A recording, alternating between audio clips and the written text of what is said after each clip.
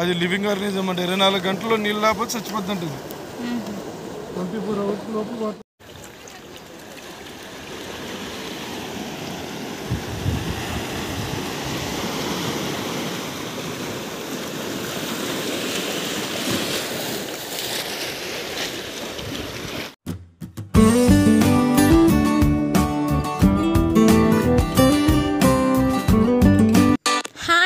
అండి welcome back to our channel. Last వీడియోలో వచ్చేసి నేను భరత్పూర్ బీచ్కి వచ్చేసాము నీల్ ఐలాండ్లో, అండ్ కోరల్ న్యాచురల్ బ్రిడ్జ్కి అయితే వచ్చామని చెప్పి ఎండ్ చేస్తాను కదా. సో ఈ వీడియోలో వచ్చి న్యాచురల్ కోరల్ బ్రిడ్జ్ అయితే చూపిస్తాను. ఇది వచ్చి లక్ష్మణ్పూర్ బీచ్ అండి. ఈ ప్లేస్ అయితే మీరు అస్సలు అండమాన్ వచ్చినప్పుడు నీల్ ఐలాండ్ వస్తే డెఫినెట్గా ఈ ప్లేస్ విజిట్ చేయండి, అస్సలు మిస్ కావద్దు. వర్తబుల్ మాట అసలు.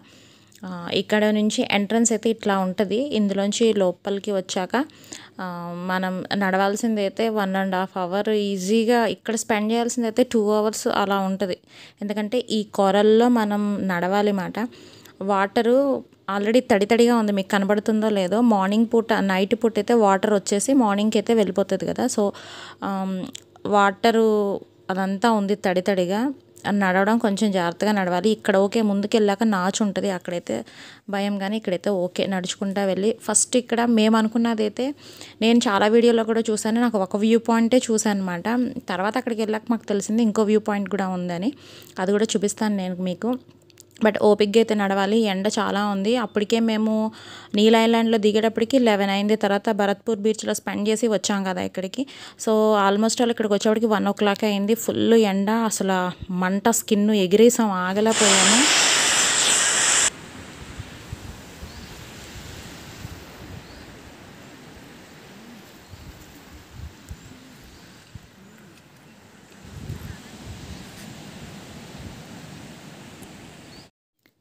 ఇది వచ్చేసి ఫస్ట్ వ్యూ పాయింట్ మాట. మనం ఎక్కడ చూసినా ఇదే చూస్తాము. ఇదే న్యాచురల్ బ్రిడ్జ్ మాట. ఇదేంటి అంటే సముద్రపు తాకిడికే కొట్టుకుని కొండలు అలాయి ఇలా ఒక ఆకారంలో ఏర్పడింది. చూడ్డానికి చాలా బాగుంటుంది, ఒక ఫ్రేమ్లా ఉంటుంది మాట. వెళ్ళే దారంతా ఇక్కడ ఏంటంటే అక్వేరియం, న్యాచురల్ అక్వేరియంస్ మాట. అంటే మార్నింగ్ వాటర్ వచ్చి వెళ్ళిపోతూ ఉంటుంది కదా. సో ఆ గుంటల్లో వాటిల్లో చిన్న చేపలు, రకరకాల జీవులు ఉంటాయి మాట.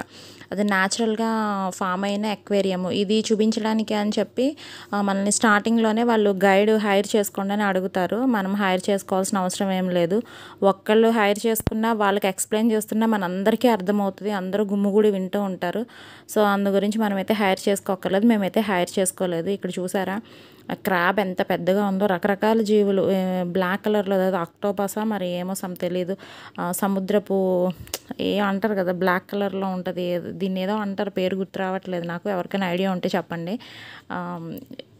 నోట్లో ఆడుతుంది బట్ టైంకి రావట్లేదు. ఎవరికైనా తెలిస్తే డెఫినెట్గా కామెంట్ చేయండి. తర్వాత ఇదంతా వ్యూ చెప్పాను కదా, ఈ కొరల్స్ మధ్యన చాలా అంటే చాలా బాగుంటుంది. ఆల్మోస్ట్ వాళ్ళు అందరూ ఇక్కడితో ఎండ్ అయిపోయి కొంచెం ముందుకైతే రాలేదు. మేము మాత్రం ఇంకా ముందుకు నడుచుకెళ్ళి చూసాము, అది కూడా నేను చూపిస్తాను. చూసారా, ఇదంతా వాటర్కి కొట్టుకుపోయి అట్లా న్యాచురల్గా ఏర్పడింది అన్నమాట. చాలా అంటే చాలా బాగుంటుంది, అస్సలు మిస్ కావద్దు. అనుకుంటారు అబ్బా ఇంతసేపు నడిచి అనుకుంటాం, కానీ ఆ నడిచిందంతా నిజంగా వర్తబుల్ అనిపిస్తుంది. ఇక్కడ ఈవిడెవరో ఆ న్యాచురల్ అక్వేరియంలో ఫిష్ స్పా లాగా చక్కగా కాళ్ళు పెట్టుకుని ఎంజాయ్ చేస్తున్నారు.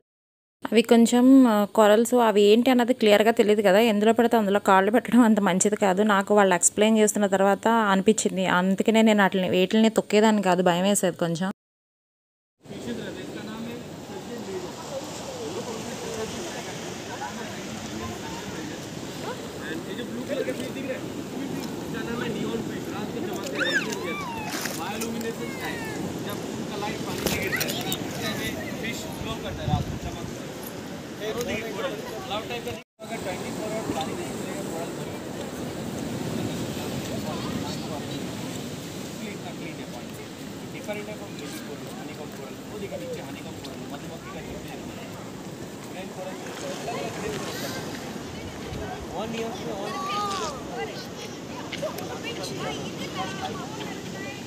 इंडिया में 2 जगह पानी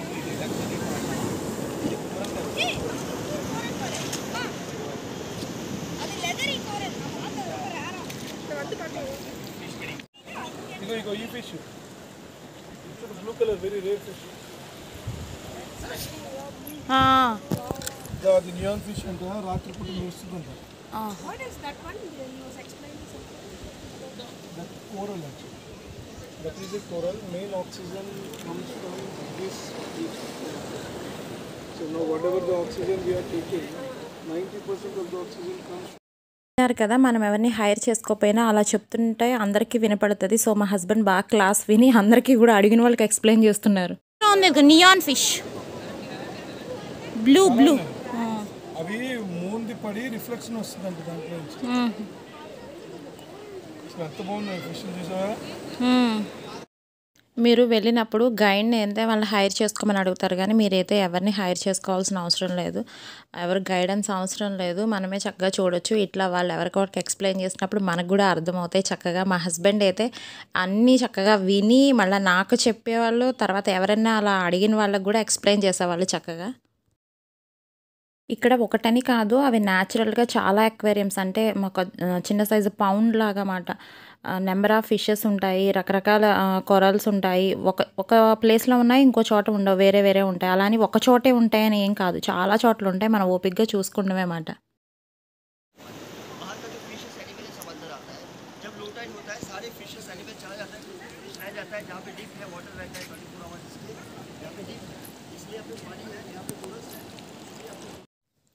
అది బ్లూ కలర్లో ఉంది కదా, నియాన్ ఫిష్ అంట. అది మూన్ లైట్ పడి మెరుస్తుందంట. అది చాలా చిన్నగా ఉంది, మరి అది పెద్దదో అవుతుందో లేదంటే దాని సైజు అట్లానో ఏం తెలియదు, కానీ వాళ్ళైతే అదే చెప్పారు. తర్వాత ఇక్కడ వచ్చేసి మనం ఫస్ట్ పోర్ట్ ప్లేయర్లో చాలా కొరల్స్ చూసాం కదా, అట్లాంటి కొరల్స్ అన్నీ ఇక్కడ చాలా కనపడ్డాయి అన్నమాట. ఆ ఫస్ట్లో కనుక అక్కడ చూసుండకపోతే ఇవి కొరల్స్ అని ఇట్లా అని ఏం తెలిసేది కాదు. ఫస్ట్ పోర్ట్ ప్లేయర్లో మేము అక్వేరియంకి వెళ్ళాం కాబట్టి అక్కడ చూసాం కాబట్టి ఇక్కడ అవి చూసి ఓకే అవి అవా అనుకున్నాను, లేదంటే అట్ల మీద కాలు పెట్టి తొక్కుని అయితే నేను వెళ్ళిపోయేదాన్ని.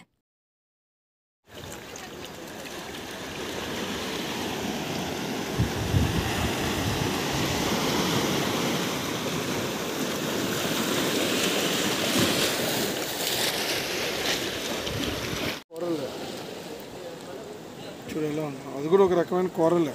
చచ్చిపోద్ది అంటే అది పచ్చి కూరలు అంటే చచ్చిపోయింది. అది లివింగ్ ఆర్గనిజం అంటే 24 గంటల్లో నీళ్ళు లేకపోతే చచ్చిపోద్ది అంటుంది. 24 hours లోపు మొత్తం అదంతా నాచు పట్టేసి ఉంటుంది. సో ఏంటంటే మనకి ఎండకి వాటర్ ఉన్నాయో లేదో కూడా అక్కడ కనపడదు. సో మనం ఆ గుంటల్లో నీళ్ళు ఉంటాయి, చూడకుండా గబుక్కన అడిగేస్తే జారి పడతాము, దెబ్బలు తగులుతాయి. జారిందా ఇంకంతే సంగతి. ఏంటంటే అవి మొత్తం బండరాళ్ళు కదా, ఇంకేంలా ఇరిగిపోతాయి కాళ్ళు చేతులు. చాలా జాగ్రత్తగా అయితే నడవాలి. అక్కడ మనతో పాటు వచ్చిన గైడ్ చెప్తానే ఉంటాడు, స్కిడ్ అయిపోతుంది, ఈ రూట్ వెళ్ళొద్దు, ఇటు పక్కకు రండి అని వాళ్ళు చెప్తానే ఉంటారు. స్కిడ్ అవుతుందని. నాకైతే స్కిడ్ అయింది, కానీ ఏం పడలేదు, దెబ్బలేం తగలలేదు. ఇంకా వాటర్ చూసారా, ఇంకా ముందుకు వెళ్తున్నాం మేము. అదే చెప్పాను కదా, అందరూ అక్కడితో ఆగిపోయారు. ఆల్మోస్ట్ వాళ్ళు ఇక్కడితోనే ఆగిపోయారు అందరూ. మేమైతే ఇంకా నడుచుకుంటూ ముందు ఇంకోటి ఏదో వ్యూ పాయింట్ కనపడుతుందని ఇదిగోండి ఇక్కడికైతే వచ్చాము. చాలా దూరం నడుచుకుంటూ వచ్చాము. ఇక్కడికైతే ఎవరు రాలేదు, మీకు అది కూడా చూపిస్తాను నేను. అందరూ ముందునే ఆగిపోయారు, మనం అక్వేరియం చూసిన దగ్గరే ఆగిపోయారు అందరూ. మీకు కనపడుతున్నారు చూడండి, అక్కడ గుంపులు కింద చిన్నగా కనపడుతున్నారు, అక్కడ ఆగిపోయారు. మనం ఆల్మోస్ట్ వాళ్ళు 1 కిలోమీటర్ పైన నడుచుకుంటూ వచ్చేసాము. ఇవి నాచు మొక్కల్లాగా ఏంటో ఉన్నాయి, గ్రీన్ కలర్లో. ఒక సర్టన్ ప్లేస్లో మాత్రమే కనపడ్డాయి. అదే చెప్తున్నాను కదా, ఒక ప్లేస్లో కనపడ్డాయి, వేరే ప్లేస్లో కనపడట్లేదు. ఇక్కడ మళ్ళీ ఇక్కడ నుంచి సీ సపరేట్ అయిపోయి కనపడుతుంది చూసారా. మళ్ళీ ఇలా నడుచుకుంటూ వెళ్తే ఇంకా దూరం 1 కిలోమీటర్ వెళ్ళే కొద్దీ ఇంక ఇట్లా వస్తూనే ఉంటుంది అన్నమాట. సో ఇక అక్కడతో ఓపిక అయిపోయింది. ఇక్కడ నడవడమే చాలా ఎక్కువ, ఎవరు ఇక్కడ వరకు రాలేదు. దట్టు మనకి ఏదంటే మళ్ళీ ఫెర్రీకి టైం ఒకటి అయిపోతుంది. నేనేంటంటే ఆ షాపింగ్ కూడా కొంచెం చేద్దాము, ఇందాక వచ్చేటప్పుడు చూపించాను కదా స్టార్టింగ్లో స్టాల్స్ ఉన్నాయి కదా, ఇంకా చేద్దాము షాపింగ్ అని చెప్పి మా హస్బెండ్ వదిలేసి ఫాస్ట్గా అయితే నడుచుకుంటూ వెళ్ళిపోయాను అనమాట షాపింగ్ దగ్గరికి.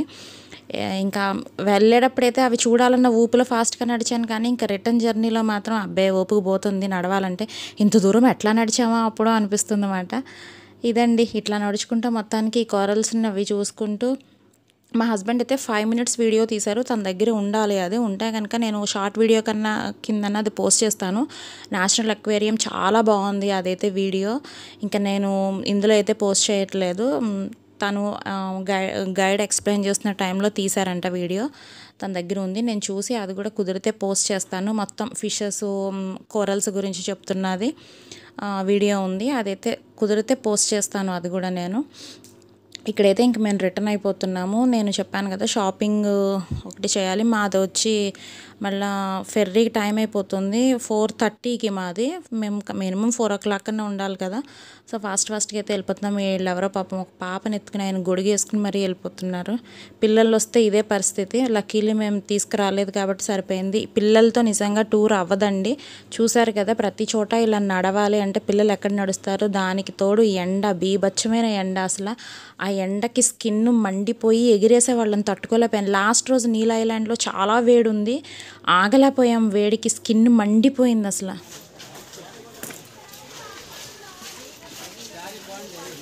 कीचेन कितना?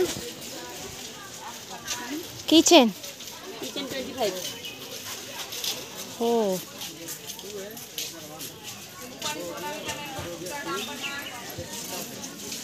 एक ही प्राइस है अलग अलग है?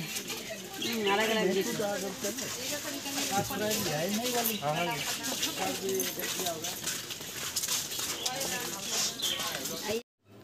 ఇక్కడ టూ మచ్ కాస్ట్లీ అండి. అసలు నాకైతే వర్తబుల్ అనిపించలేదు.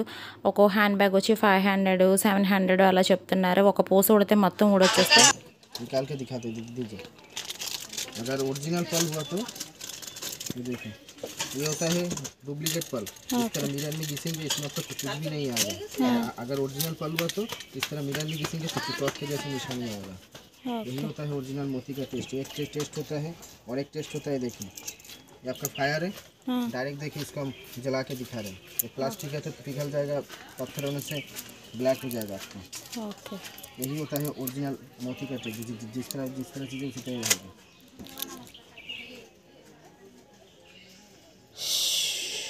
ఒరిజినల్ పల్స్కి డూప్లికేట్ పల్స్కి డిఫరెన్స్ చెప్తున్నారు ఆయన. ఎక్కడికైనా వెళ్ళినప్పుడు ఏదైనా గుర్తుగా కొనుక్కుంటాం కదా. నేనైతే కొనుక్కోపోసరి కదా నా వస్తువే ఒకటి వదిలేసి వచ్చేసాను. అవే నా గాగుల్స్ మాట. అది ఇలా వీడియో తీస్తూ ఒక షాప్లో ఎక్కడో పెట్టేశాను. అది ఎక్కడ పెట్టానో కూడా తెలియలేదు. బట్ ఇప్పుడు నేను వీడియో ఎడిటింగ్ చేస్తున్నప్పుడు కనపడింది మాట ఏ షాప్లో పెట్టేశాను. ఇది 80 రూపీస్ అంట. ఏంటి దాంతో చేసినాయా? ఇంకా షాపింగ్ కూడాను అయిపోయింది. వీడియో తీసేసుకున్నాను, ఏమైతే కొనలేదు. ఇంకా నా గాగుల్స్ పోయినాయి అన్న బాధలో ఉన్నానమాట. అయ్యో ఎంతో ఇష్టంగా కొనుక్కున్నాను పోయినాయి అని. ఇంకా వస్తుంటే దారిలో ఎక్కడ చూసినా టెంపుల్స్ బాగా కనపడుతున్నాయి. ఇది వచ్చేసి వాటర్ది యూనిట్ మాట. కూల్ వాటర్ లీటర్కి 2 రూపీస్ 5 రూపీస్ అట్లా ఛార్జ్ చేస్తారు. అప్పుడైతే వాటర్ అయితే లేవు అక్కడ. తర్వాత ఇక్కడ మేము చెక్-ఇన్కి అయితే వెళ్ళిపోతున్నాము.